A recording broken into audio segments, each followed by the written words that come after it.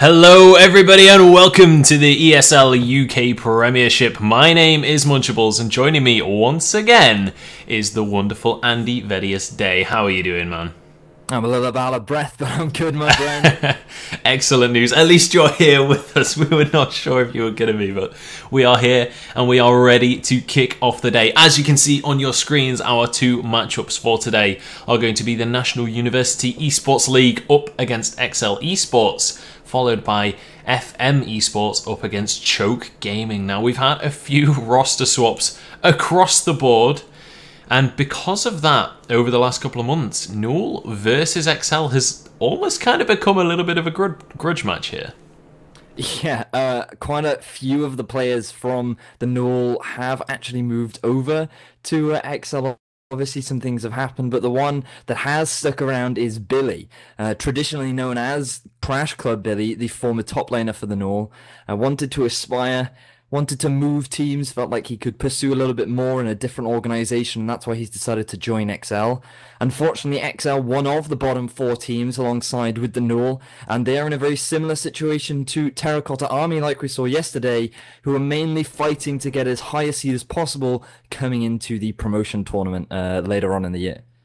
Yeah, absolutely, and that is what these guys are playing for right now. They are playing for seed in the promotional tournament, as we pretty much have our top four teams set in stone at this stage. FM and Choke both in that top four. So we'll see, as those guys are going to be looking for seedings in the playoffs at the end of the season. But let's focus on the game at hand, NUEL versus XL Esports. We're going to kick off Champion Select in just a couple of seconds and get this thing underway. But honestly, with the roster swaps, with everything that's been going on, this should be a game to remember.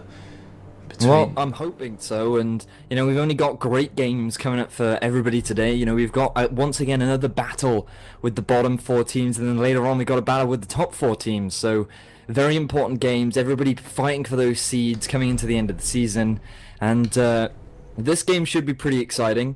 As we noticed, we're not going to see Maldo like we saw last week. Icy has come back in for XL, so he's going to be their AD carry, but because of Maldo's unavailability, they have actually grabbed Synergy, who is, ironically enough, actually University of Birmingham's jungler, so he's going to be going up against the NUEL, and it'll be interesting to see what sort of things he brings out in this game. It's strange, isn't it? Because I mean, I used to cast a lot of the NUEL, and I have cast many games of Ped, Synergy, and Billy, all in the NUEL during their tournaments, and now they're up against that as an organisation. I'm really intrigued to see how they play this one, who they're going to focus on, whether the NUEL are going to sort of target those ex-NUEL players, or whether they're just going to play it standard. We'll have to see. The bans are rattling on in, though. Gangplank, Lee Sin, and Vigart banned away from the NUEL, and Soroka and Lulu, the first two bans from XL. A couple of very strange bans coming out so far.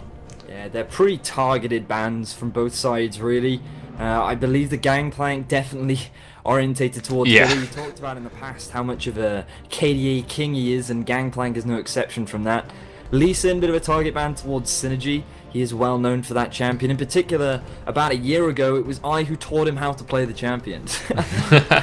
But the Vigart ban also very targeted towards Ped. That champion is something that he's very, very comfortable on, and we'll have to see. But they have actually left open the Anivia. This is Ray and Mort's go-to pick, but Ped is also very familiar with the champion himself. Who would have thought that we'd have two Anivia mains going up against each other? And I'm looking forward to seeing what Ped decides to bring out. Yeah, I've got to be honest, I've never really expected Anivia to be like a contested pick that often, but I mean, two players that absolutely love to play that champion. With Anivia gone and Lulu picked up, or Lulu banned out, sorry, as well, Ped may be struggling for champions. I know, obviously, he plays Ahri as well, and I'm sure he has a couple of other picks up his sleeves that I've not seen him play, but in the last few weeks, it's basically been Lulu, Anivia, Orianna for Ped. Yeah, and that's just the standard of the meta that he's currently been putting into. A lot of people like to ban his Vigart away, as we can see once more, but you know, looking at what's available, I wouldn't be surprised to see something like a Jinx Morgana come out. We've seen it work incredibly well. decided not to go for that. They're actually going to go for the Kalista and Rek'Sai. Rek'Sai, another very comfortable champion for Synergy. And Icy, this guy is a mechanical beast. He used to play for a high challenger team that finished, well, actually won a Go for LoL not that long ago. And he's such a very talented AD carry. Decided that he wants to play this Kalista, but it does mean that they're going to hand over the Jinx and the Tahm Kench to the side of the NUEL. Very strong champions in the current meta, and with the Tahm Kench, it becomes very difficult to pick out those single targets. So I'm a little bit surprised that EXL are giving away so many great picks, but you know, I don't want to count them out yet, considering how great their performance was against the against FM that we saw last week. Yeah, absolutely. They did a phenomenal job, and honestly, 2-1 victory to FM in the end, but it definitely felt like that game, that series definitely could have gone to EXL. They kind of threw a little bit in that last game. They were very, very far ahead. But we'll see if they're going to be able to, if they've got sort of a level head for this next game that they've got ahead of them. NUEL, not quite as formidable as an opponent as FM Esports, so maybe they're going to have a little bit more luck in this matchup. I really like the Tahm Kench pick that's come out here for Mazrim. Obviously, Tahm Kench, a very strong pick in itself, but it kind of inadvertently counters the potential Morgana pick from EXL. Yeah, Morgana really good at setting up for those picks, and in particular, we talked about, well, I mean, we saw it yesterday, how Tahm Kench is surprisingly good at actually trading in lane. The amount of pressure he can actually put down because you don't max that tongue lash means that it's a fairly long cooldown, but it's because it's such low mana and low damage, you can keep throwing it out in those early levels as time goes by, and a champion like Morgana just cannot trade back. But Janna's a little bit different. Janna's very good at providing that shield. That harass is not going to be as effective, and it's very easy for Kalista to be able to trade back with this Tahm Kench. Now, Ped, he has decided to go for this LeBlanc, so he's going for a very aggressive mid lane. He's going to try and punish the very weak early game that Anivia is renowned for. So, it's not that surprising. I know Ped is a very comfortable LeBlanc player. It's just a matter of how well he can make it work for his team, because again, we're looking at this, I'm looking at this Tahm Kench, and we know how good he is at keeping a single target alive. LeBlanc could jump out of a bush, look to try and get that single target damage down onto the Jinx, and then immediately you gobble them up, and then they're nice and safe, and then LeBlanc has no damage left. So, I don't really like these pick compositions into a Tahm Kench, but, you know, I don't want to count EXL out. I know how confident Ped is on this champion, so we'll have to see how well he can make it work out. Yeah, interesting hovers now coming out from the NUEL. Would be surprised to see they got locked in, but I've seen crazier things in the past. We are going to see the Kindred locked in though, so I believe this is the first Premiership game that we've seen a Kindred. I don't think we saw it last week, did we? We actually saw it from Nocturnal Plex on show. Oh, of course we did, yeah. That was the first time that we saw it, and he dominated. He on really that did. champion. He was so crazy strong.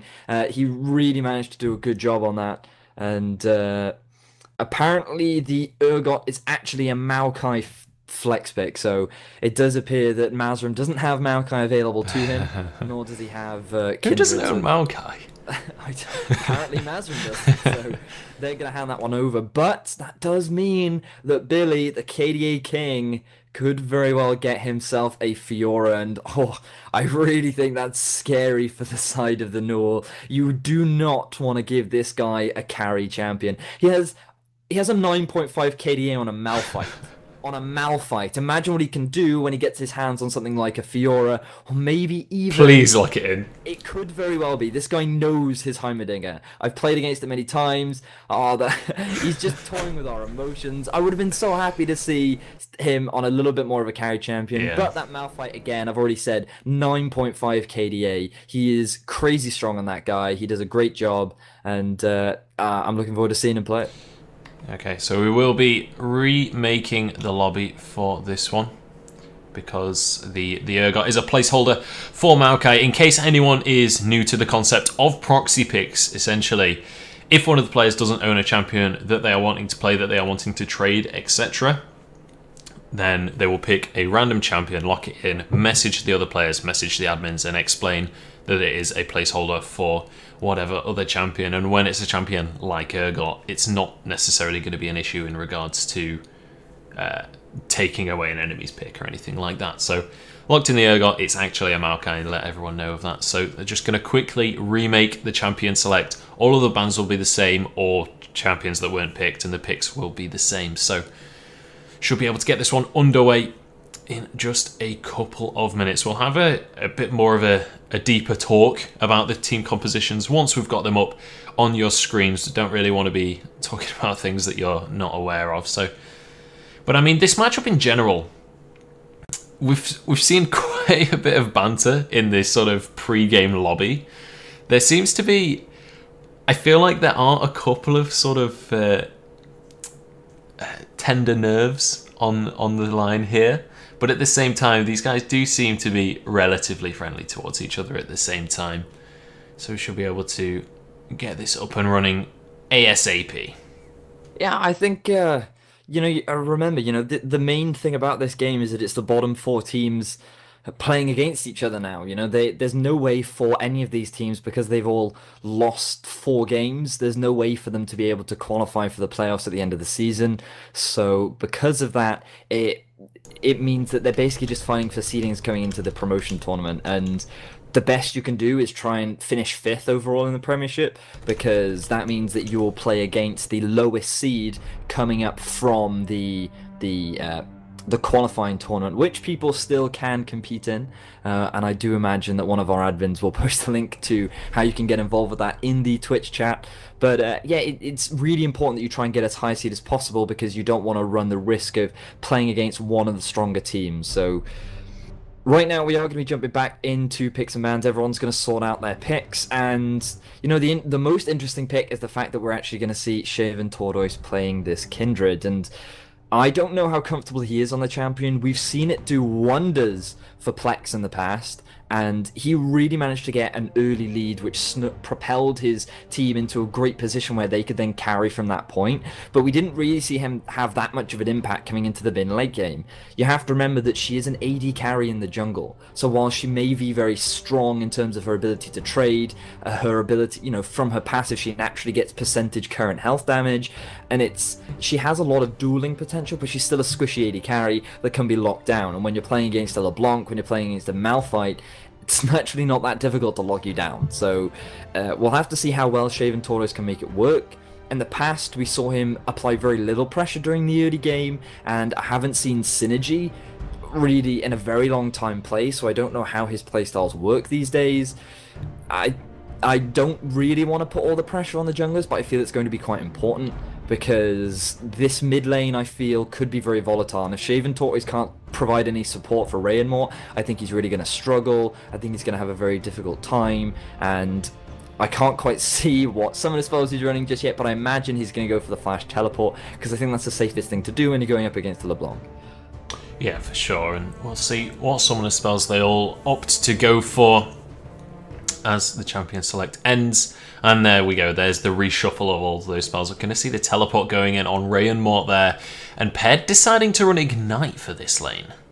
Yeah, he just wants that kill pressure. That's all he wants to do. He wants to be able to apply some sort of threat during the laning phase. I think he could have gotten away with the teleport. I think having that global pressure available to him would have been beneficial, but he's decided that he just wants to straight up win his lane. And the thing that concerns me a little bit for Ped is, while he is a very talented mid laner, he's going up against Rayenmort, who has over, I believe, 400 games on Anivia. He's familiar with the champion. He's probably played this matchup so many times. He knows exactly how it works. And I just feel that Ped, no matter how aggressive he is, he's not going to be able to punish Rayenmort hard enough to really warrant this LeBlanc pick working out. But, I don't want to... Ped is a very confident LeBlanc player. You may not be able to see it from his stats if you looked him up, but that's mainly because all of his secret hidden stats are actually on his Smurf, and on that Smurf you can see he's got some crazy KDAs on this LeBlanc. So I think that it'll be an interesting matchup, and I do think this mid lane will be a large part of how the game plays out. But you can't discredit Icy and Exabyte as well. Very talented individuals in their own right. And I'm looking forward to seeing how this game plays out. Again, very important series for both these teams. Yeah, I'm excited to see Ped playing a much more aggressive champion. We don't typically see him playing these sort of balls to the wall type champions like the LeBlanc, where you are going to go for kill pressure in the lane, you are going to go aggressive. And one lane I'm not really looking forward to watching is the top lane. Maokai versus lane. Yeah, it's going to be a little bit of a wet noodle fest. Yeah, Manta versus Tree, I guess. Immovable object versus unstoppable force, except and I would argue that a mountain wins the tree, theoretically. Depends. It depends on how happy the tree is. I guess if time is a factor, a tree could grow on a mountain, roots go in, cracks the rock. Huh? Quite possibly. And he definitely would be a happy little tree after that. He would be a happy little tree, and we'll see if there are going to be any happy little accidents up in that top lane when the junglers arrive. But one thing I'm curious about is Shaven Tortoise on the Kindred. Now, what we've seen of Shaven Tortoise, we've seen him on the Rek'Sai, we've seen him on the Gragas. Now, typically we've not seen him be that aggressive. We've seen him throw out a little bit of early pressure, but nothing crazy, nothing like Plex was doing last weekend on the Kindred. So I'm interested to see how he'll change up his playstyle for this champion, whether he does opt to go really aggressive, whether he goes for the Warrior for the early power spike, or whether he decides to play a little bit more passive, goes for that Devourer, and just tries to farm up for the late game. Well, because of the changes to Devourer, I think it's not as effective. You know, now on range champions, it's actually much more, the number of times that you get that additional attack proc is a lot longer now, so it's not quite as efficient to build on range champions. And, you know, I think that they made that change especially for Kindred, because if she had that extra additional attack every 2 autos, I think she might be considered a little bit too strong. So traditionally, I think we will see a lot more of the Warrior ever since that change has come in. But the thing that concerns me, well, the thing that I want to bring attention to is the last time we saw Shaven Tortoise, he was up against Plex, who is naturally renowned for being a hyper-aggressive jungler. That is what he is. That's his playstyle, and I feel as though he just pushed Shaven Tortoise around. There was very little that Shaven Tortoise could actually do to deal with that sort of aggression. So as a result, I just think it was a matter of Shaven Tortoise not knowing how to respond to that sort of pressure. Now against Synergy, I think he might have a bit more freedom. I don't know if Synergy can apply that same sort of aggression, you know, force Shaven Tortoise to play around him in the same way that Plex did. So I'm looking forward to seeing how well he can influence the lanes this time round, because the last he pretty much did nothing. His impact during the laning phase was minimal to none. But, you know, I don't want to discredit Tortoise, because I do want to give credit simply due to how strong Plex was in that series. And, you know, we will see Plex a little bit later on going up against FM. But maybe Shaven Tortoise took that last game against Choke as a learning experience. Maybe he's going to try and reproduce that same pressure that Plex did on this Kindred this game. Yeah, perhaps. And one thing as well we have to bear in mind is, when we've seen teams like the NUEL, teams like EXL not look as strong in the past, that's when they've been against those top 4 teams. We have yet to see them against a different one of the bottom 4 teams, so it's kind of hard to gauge where they all are in terms of rankings, and maybe this is going to be a little bit closer of a game. And as well, maybe we see Shaven Tortoise really shine when he's against an opponent that obviously isn't in one of those top 4 teams as well. So we'll have to see how that one pans out. But ladies and gentlemen, we are on to Summoner's Rift. Oh, I say that. XSplit doesn't agree with me on that one, but we will be on Summoner's Rift. I promise, don't worry. But Vedius, talk to us while I change the overlays. Alright, so this is going to be L versus the NUEL. There is a bit of a grudge between these two teams, simply due to a lot of the players that were formerly on the NUEL have now moved over to XL. In particular, Billy, he was part of the NUEL team at the very start of the Premiership. He decided that the NUEL just wasn't working out for him. He wasn't enjoying his time on there, so he looked for other possible teams. XL provided him with an opportunity, and now he's part of their team. And I think ever since joining their team, he has significantly improved the overall team's strength. And, you know, we saw that in their last game against FM. So, especially we saw them when they played against Exertus. This guy solo killed out Flaxish. You know, so this guy brings a lot to XL. He really has improved their overall teamwork and just the amount of pressure that they can apply during the laning phase. And right now, Tortoise needs to be very careful. He might just need... I'm not 100% sure what is quite going on. Alright, well, I will continue talking as Bunch Balls attempts to sort out some of the technical issues we are experiencing. But as we can see, the XL, what they're doing right now is they're getting deep vision down because they want to know if a possible lane swap is coming out. And I feel as though the NUEL haven't quite responded appropriately to this. They haven't quite got the deep vision down to identify where the lane swap is coming from, and judging by the fact that very few people have actually walked over the wards, I think XL are going to be able to identify that no lane swap is going out, and they're just going to go straight for the 2 versus 2. So I think this is what XL want, and both bottom lanes are just going to pick up those jungle camps, and we are going to be jumping into game. Interestingly, Ray and Watt actually decided to go for the Doran's Ring. And I think that's quite an interesting decision, especially when you're going up against a LeBlanc. But I guess because he has the teleport available to him, even if he gets harassed down a little bit, even if he has to get forced out of the lane, he can just jump back in. He can come back into the lane as a happy chappy. So not too much of an issue for him, but it does look like fairly standard starts so far. Yeah, absolutely. And already Drul's getting chunked out a little bit. Unfavourable trade to kick off the lane in that bottom side of the map, but as you say, relatively standard starts. Both top laners going for the kind of double jungle kickoff, and they will both teleport up to that top lane as well. So not a whole lot to write home about just yet.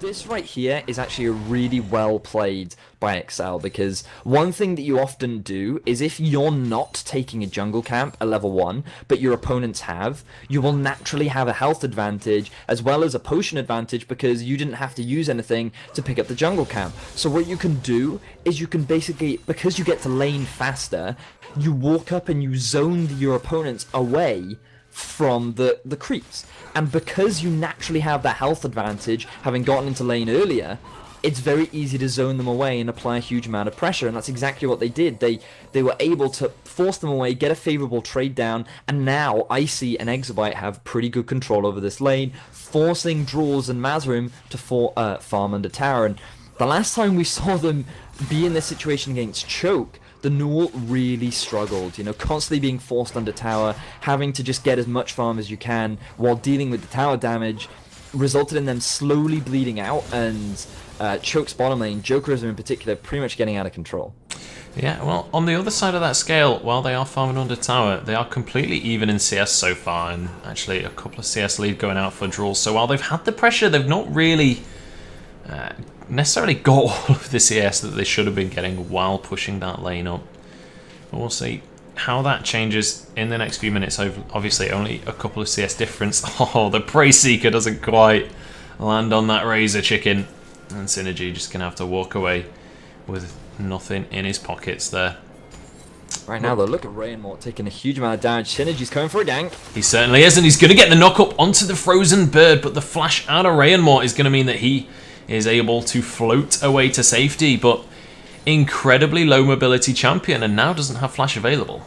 Yeah, with that flash down, Ped is going to be in a pretty happy spot. He could very well call Synergy to come back round, and I was talking about what's this pressure going to be like from Synergy. I really like his jungle pathing. You know, he did the double jungle with Billy. He got that early. He could very easily clear the jungle without taking too much damage, and he was able to set up a gank. Right now, Kindred looking for a gank in the bottom. It certainly is. Icy gonna get that percent damage thrown down onto him as Tortoise trying to do what DPS he can. He lands the percent damage. One more auto attack will do it, and it's gonna be first blood for Tortoise. Icy using the heal, doesn't even get opportunity to flash, and he is gonna go down.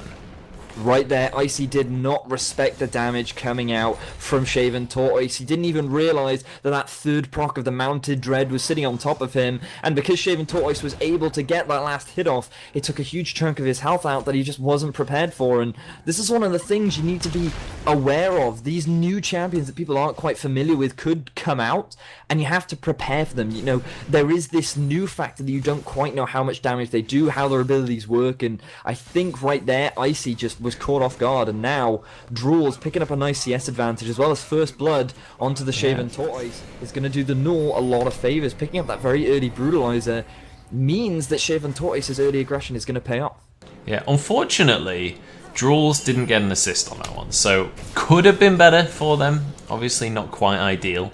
Not the end of the world either though. As you said, did pick up a CS advantage off the back of it, and he is going to be able to stroll on back to lane with a pickaxe. So Certainly going to have an AD advantage as well, as we see Icy's only picked up that Vampiric Scepter, so we'll have that a little bit more sustain, but when it comes to those straight up auto attack trades, maybe Draws will be able to get some extra bit of damage down in those little scenarios. But Shaven Tortoise is maybe looking for Ped, who gets chunked down to half HP, immediately distorts away, but there it is, the Mounting Dread onto him again, and actually Shaven Tortoise flashing forwards, he picks up the kill. He's gonna go down to the tower though, and it is gonna be a 1-for-1 as Ped trades it back.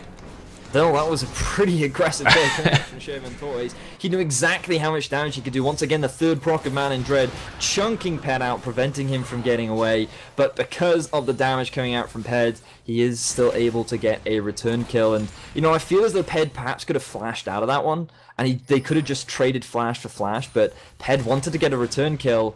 And with that kill, I think he's not going to be too hurt, but the biggest problem for him is he's going to lose quite a bit of experience from the lane that's gone shoved under tower, and I think that will hurt him just a little bit. But this aggression coming out from Shaven Tortoise, he's doing wonders on this Kindred so far. Yeah, obviously, as you say, took a leaf out of Plex's book, and he's really throwing out some early pressure that, honestly, we kind of said that we didn't expect him to do, or that he really needed to do, and he's really showing that he is able to change up his playstyle. He's learned from previous mistakes, and he's really starting to snowball the lead ever so slightly for the NUEL. However, he has all of the gold on the NUEL right now. He needs to try and start to share the wealth a little bit and get some of his team fed. The thing is, we saw exactly the same thing happen when Plex got incredibly fed on that Kindred. You know, this really is the Shaven Tortoise story right now, because with this very early advantage that he's been able to gain, as you rightly said, he needs to start looking around the map, start spreading that gold around, and using this early strength that he's got to start impacting these lanes. He definitely can do it. And as I say that, already we can see Shaven Tortoise potentially looking for another gank in the bottom lane. I think this would be a good place to go. Icy still has heal unavailable, as well as the flash down for Exabyte could mean a nice gank setup for them. Synergy just used the farm alarm up on the top side of the map as well, but it looks like Shaven Tortoise has decided he's just going to take away those wolves, get that vision from smiting out the big wolf, and maybe now heads towards the bottom side. Synergy is going to be able to steal away the blue buff though, while he is on the wrong side of the map. So at least XL do manage to punish this slightly, and the gank doesn't even come out in the end. So a good trade coming out for XL. Yeah, and look at this bottom lane now. Icy and Drool really going at each other pretty hard, but Rainmort needs to be very careful here. He does indeed. Ped gonna take a chunk of damage, but the chains don't connect onto Ray and Mort. The second proc of the Mimic Sigil of Malice is not gonna happen, and that is where the majority of the damage comes from. So Ray and Mort gonna be pretty happy with that trade overall, and is in fact just gonna be able to clear away these waves now. Synergy maybe gonna look for the regank, but Flash is gonna be available on that Anivia, so shouldn't be in all too much trouble. Yeah, I think the early game is definitely going in favor of the NUEL so far. This is exactly how they want to play it. They want to get these early kills onto Shaven Tortoise. They want to try and make sure that he's in a good position coming into the mid game. They don't want Ray and Mort to experience too much damage on this Anivia. Obviously, he's going to take a while to ramp up. And as well as that, Jinx scales very, very well. Arguably a little bit harder than that of Callista. So right now, early game going just the way that the NUEL want it, and this is what I was talking about, the difference in pressure coming out from Synergy and Tortoise. This time it's Tortoise that has full control of the early game, with Synergy playing a little bit on the back foot, but teleport comes down in the bottom lane. Yeah, Synergy's already here as well as the double teleports come through. Mazrim going to be double knocked up there. The Flame Choppers go down. That's going to be the grey health used as a shield, as Icy is in trouble. It's a 4 versus 4 now, as Icy is going to be the first one to drop. Synergy trying to crawl away to safety, and he is going to be able to burrow out into the river. The rocket comes through, but Billy is able to block it, and it looks like this might just be a disengage from both teams. 1 kill over to the NUEL.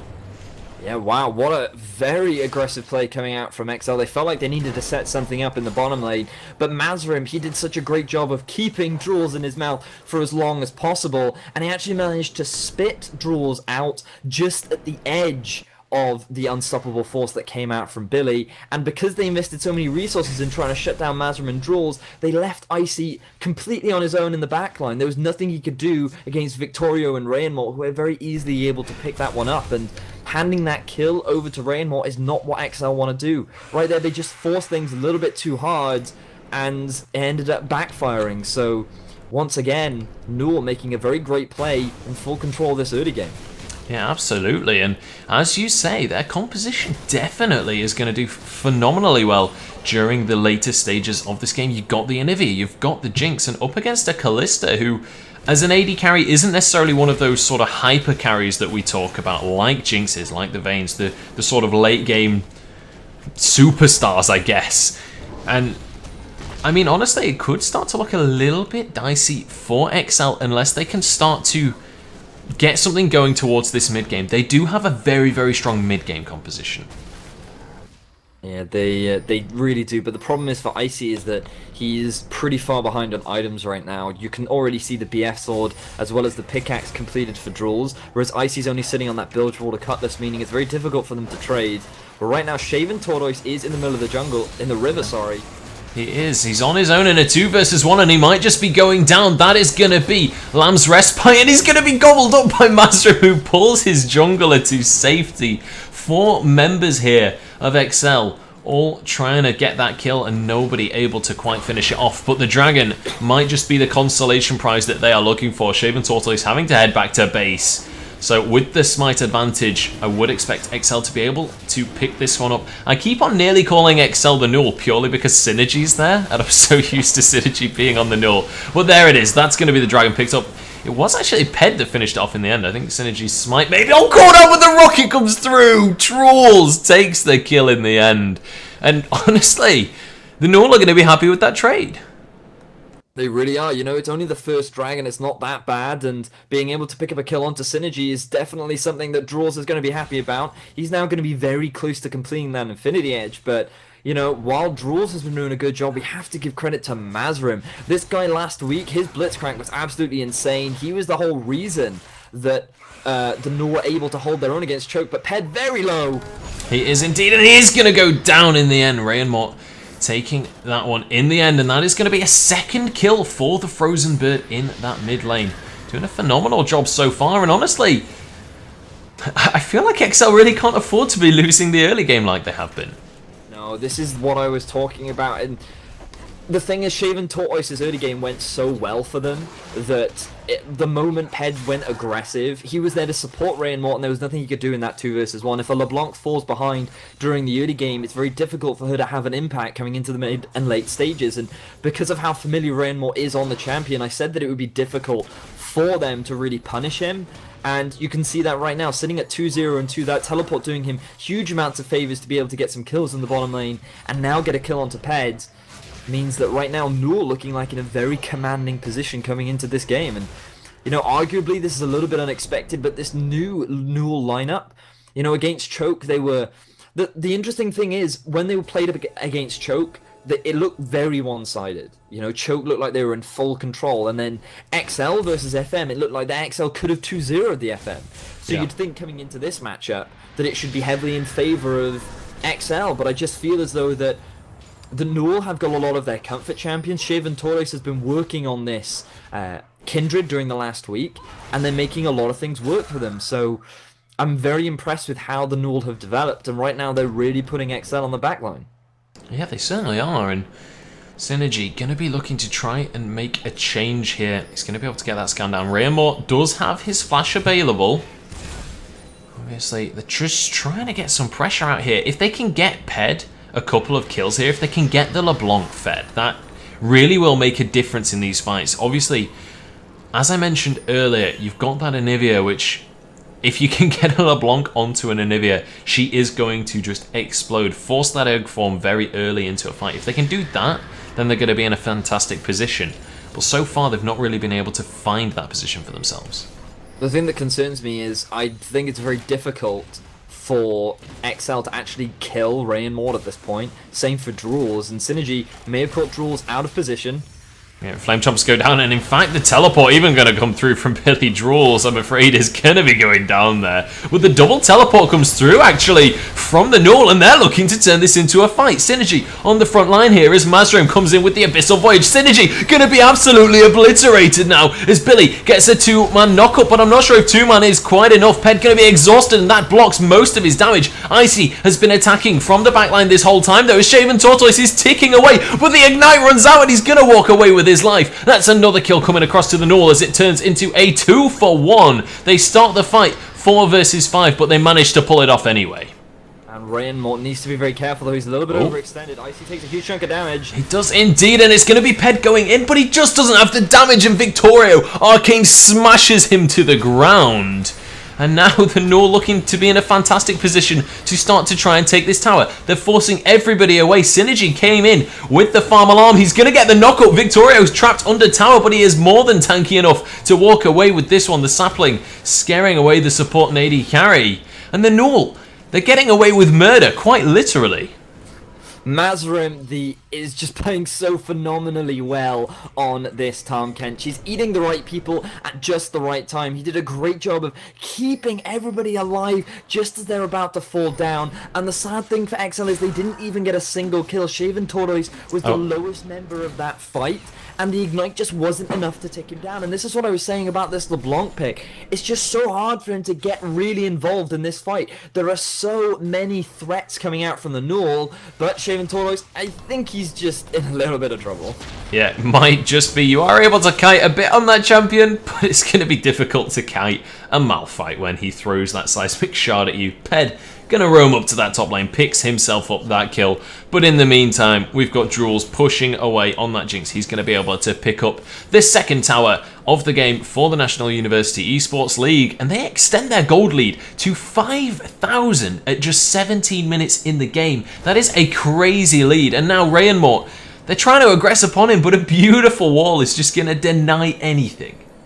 You know, the amount of control that Rayenmort is actually providing in these team fights is just fantastic. You saw Ped trying to flank around in that last fight, but because of the positioning of his ultimate, it was just so difficult for them to collapse upon it. They could not set that flank up because Rayenmort basically divided the team into 2 different parts, and if you wanted to really start a fight, you'd have to run through that ultimate. So doing a great job so far, and I feel as though this is why I think Billy should have been playing something slightly more aggressive. I feel he could have had a larger impact. He could have shut down Victorio during the laning phase, and I feel as though right now it's NUEL coming out ahead in this pit. It certainly is, but Rayenmort has been caught out just as the dragon's about to spawn. He's going to be knocked into that egg form. There are minions to tank the tower, but Shaven Tortoise has come to the rescue. Abyssal Voyage from Mazrim and draws, and suddenly, yet again, the fight is turned in favour of the NUEL. They pick up a kill onto Exabyte, and we just see Ped running for the hills. A nice distort back away from that rocket, but he might just be in trouble anyway. Draws just looking. He gets the flash auto attack. He throws out the zap, but Ped manages to sidestep. He should be able to distort away from this one in just a couple of seconds. There it is. Masterim looking to get the slow. He's not quite going to connect that tongue lash though. And actually, they're chasing very deep for this one. Ped is going to be able to double distort away from that one though. I feel like they may be overextended to try and chase that kill. And in the meantime, the dragon has been started off. Shaven Tortoise going to smite that one away as Synergy tried to do something about it, but just wasn't able to get there in time. You know, I didn't really think about it before, but looking at NUEL's composition, who do you kill? I mean, there's the egg on top of Anivia, and not only is there the egg, you then have Lamb's Respite. On top of that, you have the Consume by Mazrim, and speaking of the Consume, Billy could be in some danger. Yeah, Billy's taking a lot of damage. He is going to get the knock-up onto Drools, who has to heal immediately. The Ignite ticking away on his health bar, but Ped, he's all out of cooldowns right now. He's looking to try and get onto this AD carry, but Victorio is blocking the way, and he is one tanky tree. He's all out of mana, though. Throws out the sapling to get the slow. A nice flash over into Tribrush, and Shaven Tortoise arrives on the scene. He gets locked up by the ethereal chains, but there's Lamb's Respite to keep him alive. And now Synergy stuck on the Flame Chompers. Everybody's so low, but nobody quite going down. And Ped trying to finish someone off, but in the end, the NUEL managed to disengage somehow. And this is what I was talking about. You have Lamb's Respite, you have the Consume, you have the Egg, you have so much disengage. Even if XL catch someone out of position, there are so many things available to the NUEL that help them stay alive. It's just so difficult for the side of XL to really win any fight, simply because they don't have the composition designed for dealing with this. It's just NUEL have such a great composition for keeping a single target alive, and Shaven Tortoise and Mazrim are doing a fantastic job of this. Last week, Shaven Tortoise just got completely shoved around by Plex. He had absolutely no impact on the game, but this game, his Lamb's Respite is on point. The damage that he's doing in every single team fight is absolutely massive. And on top of that, Mazrim, you can't ignore his impact on the game, and he's just brought Shaven Tortoise over to take away this 20-minute ban. Yeah, the Blade of the Rune King in the hands of Shaven Tortoise is going to mean that they can just burst this down so quickly. And Anivia as well, this sort of permanent ticking damage is always going to help with that kind of objective. And I mean, they saw the AD carry in the bottom side of the map. Icy not in a good position there. And I mean, 21 minutes? How do you even anticipate that? And how do you react to that when you're so far behind? There wasn't really anything that XL could have done about it anyway. This is something you just have to be aware of when playing against the Kindred. Because of her passive, she does so much damage to Baron so quickly, and when you have this much of a lead, you can pretty much destroy Billy. Yeah, speaking of the lead, Billy having to flash away does still have that unstoppable force, so might just look to try and find the engage if they do go under tower, but already 8,000 gold behind at 22 minutes into the game. This is an incredibly huge lead in favour of the National University Esports League. You were mentioning earlier, it felt like XL should have been the favourites heading into this one, but so far, the NUEL have looked pretty impervious in this matchup, and now sieging onto this middle tower, they managed to get a good chunk of damage on Raymond. Getting slowed down, but look at the damage traded straight back onto Exabyte. Jules has his Super Mega Death Rocket if he wants to have a punt at the support. Doesn't look like he's going to go for this one. Everybody blocking the way. And Jules deciding this isn't something he wants to try and snipe. He's going to save that ultimate, make sure he can use it in the correct scenario. But now, the National University Esports League deciding to back away from this one. They are heading up towards this top side, but there has immediately been an answer from XL with just 3 members here. I was going to say it could be risky, but actually both members that backed, they've got teleport. Yeah, the thing is for XL at this point is they actually have very little wave clear available to them. You can see Ped having to use both the Distortion and Mimic to clear out that wave as fast as possible. And this is one of the weaknesses of their composition. This is why we said that they need to get an early lead. If they don't get that early advantage, if they don't shut down Ray and Morton Drools, then they're going to struggle. And you can already see a 3-level difference between Ray and Morton Ped right now.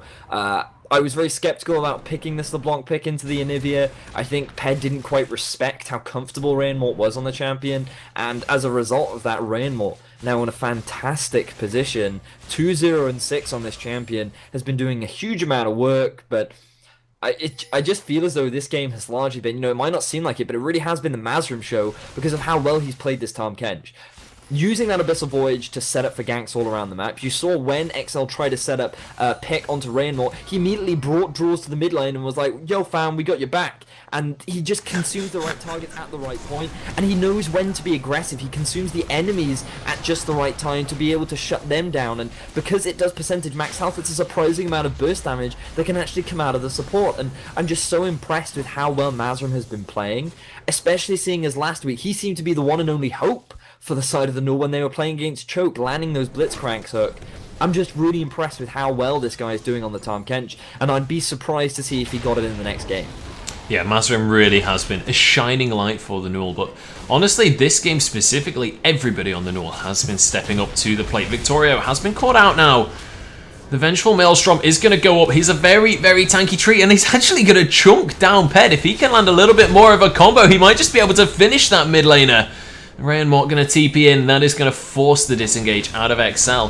Ped incredibly low. As the Righteous Glory comes out, Ray and Mort is looking for the kill. He throws out the shot, and that is going to pick him up. The chill damage is just incredible on that champion. Victorio does trade his own life for that one, but in the meantime, there just so happens to be an AD carry jungler pushing up the mid lane.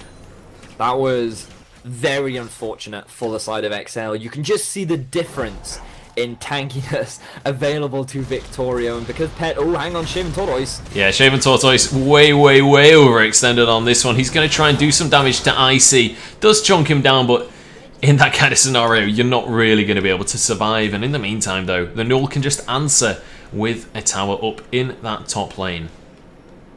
This is actually one of the cool things about Kalista. even in a Lamb's Respite, you can keep stacking Rend. Yeah. So even after the Lamb's Respite is done, you can just pop that Rend and immediately chunk someone out.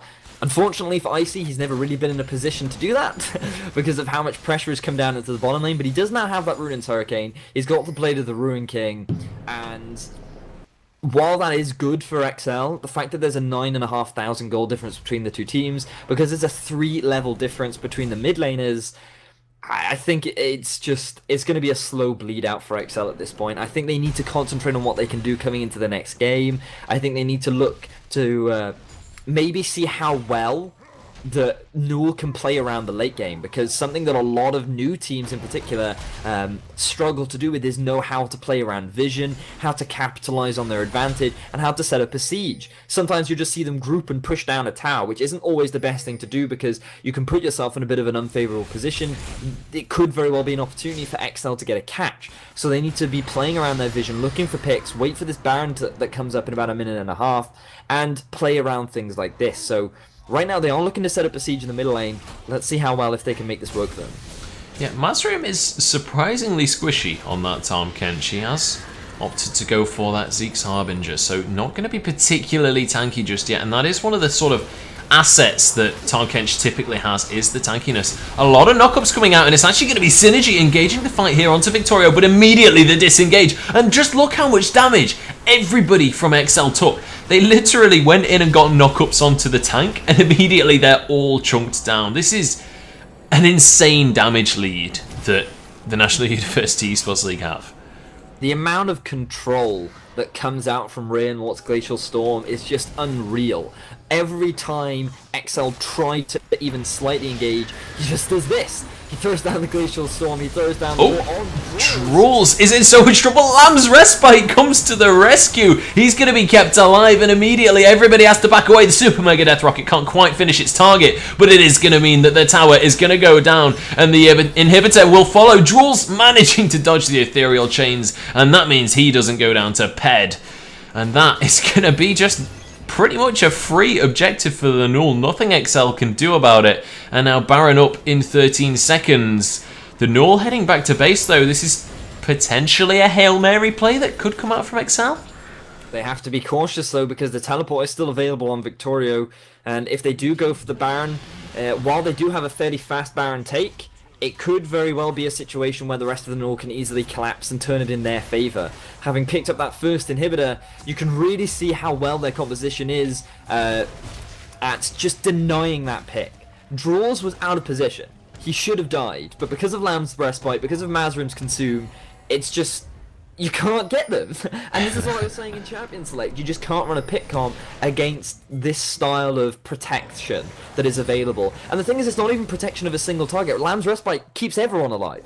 And basically that gives Mazrim plenty of time to sit there and go, oh, okay, who do I need to save? Oh, that target. He gobbles them up, he then walks off, and he's like, right, you're nice and safe, now we can re-engage the fight.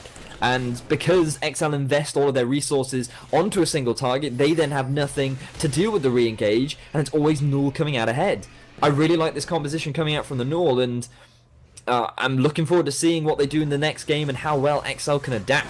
But the game's not quite over yet, as the NUEL have started this Baron off. Yeah, they have started the Baron. XL maybe looking to try and go for some kind of contention, and in fact the teleport is going to come through. Do they try to commit to this Baron? It is going to go down, and it's going to go down to the hands of Mazrim as Synergy is going to drop to the floor. Drools trying to kite as much as he can. He's going to be ulted by Billy, and the Lamb's Respite is a little bit late. This is a perfect pick for XL, but Icy is going to be traded back across. They have 2 AD carries, and they're going to pick up the fight. 4 members down. Exabyte going to fall as well as the ace comes through for Mazrim. He picks up 2 kills in that fight. Actually, he only got 1. The first kill was on the Baron, that's why it doesn't count. But Victorio charging on up this mid lane, and he's going to be looking to try and end the game here. They only have 5 seconds until Synergy spawns though.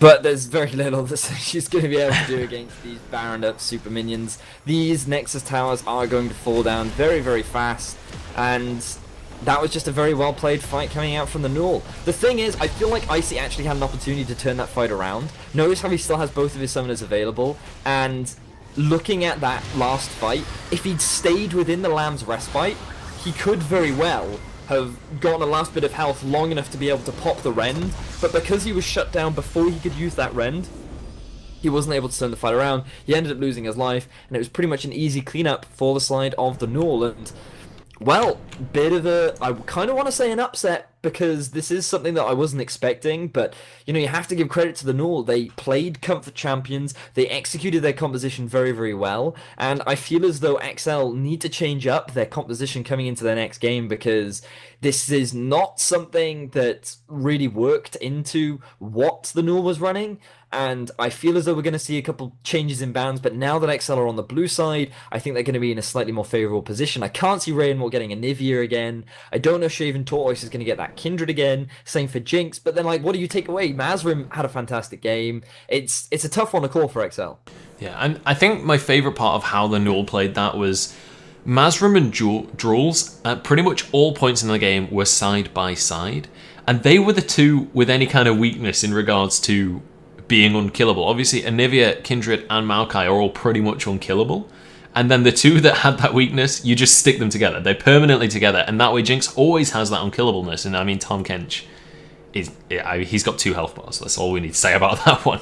But we are going to head into a short break. Fantastic game from the NUEL. They take this one 1-0 so far. And we'll see if XL are going to be able to sort of reset and get themselves back into this series. Honestly, number one thing I think XL need to change is the champion select on this one. They kind of got outdrafted a little bit, I feel, but we'll have to find out if they're going to be able to change things up after this short break.